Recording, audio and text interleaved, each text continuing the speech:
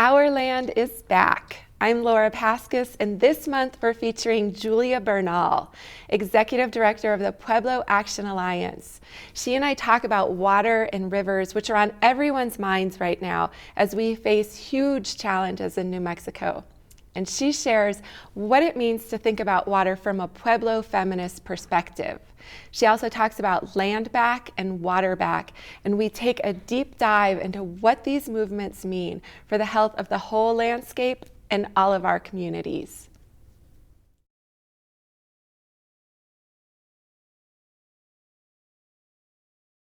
Julia Bernal, thanks for joining me on New Mexico in Focus. Thank you so much. So I've heard you talk about a Pueblo feminist perspective on New Mexico's rivers and water. I was wondering, can you talk a little bit about what that is and how that's different from how we treat our rivers today? Sure. Well, thank you for having me on today. So I've essentially been trying to push this narrative of the need for a Pueblo feminist perspective in water management specifically. And this is because, through a Pueblo perspective, I'm only speaking from my own personal experience.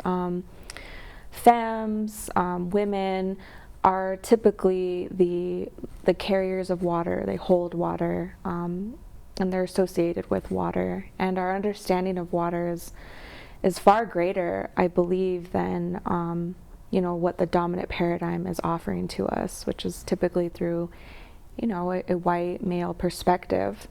And especially here in the Southwest and along the Middle Rio Grande, the Rio Grande Basin, if that, Pueblo people have been stewarding, inhabiting, and being in relation with our waterways since time immemorial. And women and femmes play a very vital role, in that relationship. We view our waterways as mothers, and, this innately gives us this spiritual and inherent relationship with our waters. So, we understand water in that way, and so I think it's important, now, especially since we're in climate crisis. Climate has, it's been changing historically over time, but it's rapidly changing now, and it's impacting how we live in, with the community and how we're living with our communities. And so there needs to be radical and drastic change in how we manage our water and how we manage the watershed, if that. And so I just really believe that if there are more feminist perspectives, Pueblo feminist perspectives in water conversations, management strategies would definitely shift. So lots of people have heard about land back. I'm interested in learning more about water back and what that means here in New Mexico.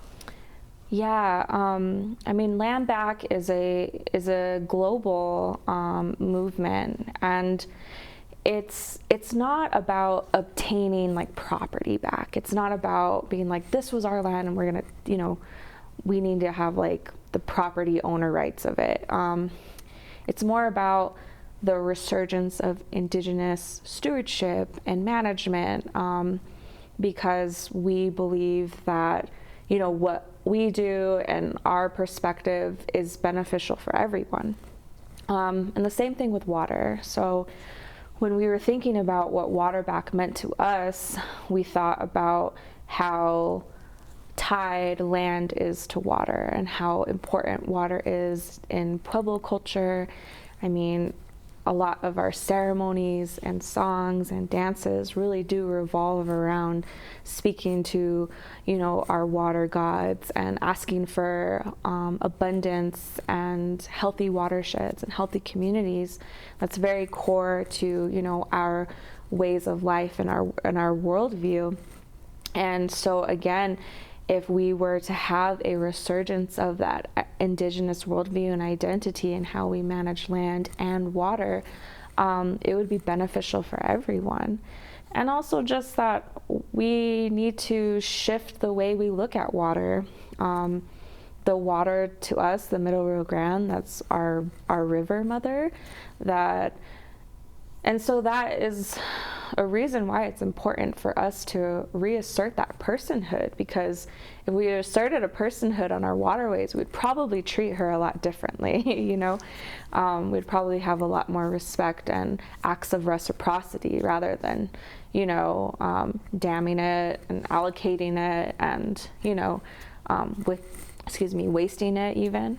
And so water back is just really that same sort of concept as like what decolonizing is. I know that that's where it's been a little co-opted lately, but our definition has been, you know, removal of Eurocentric occupations and ideals and a resurgence of Indigenous identity, because that's the way this landscape needs to be managed. And of course, you know, especially here in the Southwest, you know, water security, water scarcity are real things, and they're going to continue to be very real things. And so if there is the opportunity for Pueblo people to reclaim their old management strategies, we may see the health of the river look a lot better than what it does now. So it sounds to me like, I think sometimes when people hear land back or water back, they get like really defensive and think about it in terms of colonizing, basically, like taking something, keeping it. But it sounds to me like what you're talking about is something that's really different from that, that it's land back and water back is something that benefits lots of people, many people, everyone, maybe. Can you talk a little bit more about that? Yeah, you know, decolonizing is a very long process. I mean, we've been in this period of colonization, you know, for like over 500 years now. And so it's not about like going back in time, you know, it's not about like going back in time where there wasn't like technology or there wasn't, you know, these human advances.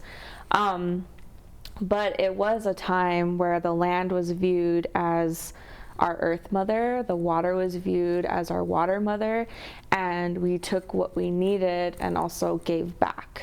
And so we're also navigating a foreign language, you know, English. And so in order for us to convey these decolonial thoughts in English is always something too that we have to navigate.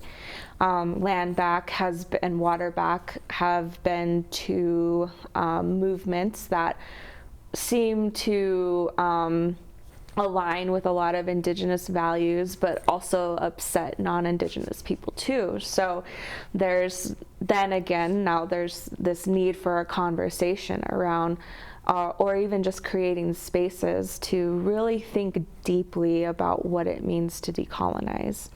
And we're still even, you know, in those conversations right now. Like, we don't have the answers now. There's a lot that needs to be undone, and there's a lot that needs to be learned.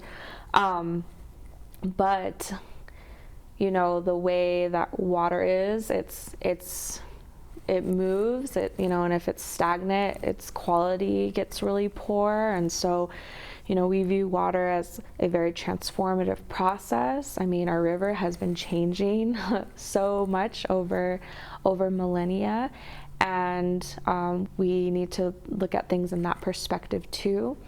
And also come to terms with the fact that we may never see that change, but at least, you know, we're trying to create space and, again, deep thinking for what our futures could potentially look like. Because at the end of the day, Indigenous people, we have the inherent birthright to just enjoy our landscapes, and that's the ultimate goal, I think. And inviting other non-Indigenous people to also know like what it means for that enjoyment of the landscape. Again, it's beneficial for everybody, and not just humans, non-human relatives as well. Right. Well, Julia Bernal, thank you so much for talking with me today. Yeah, thank you so much.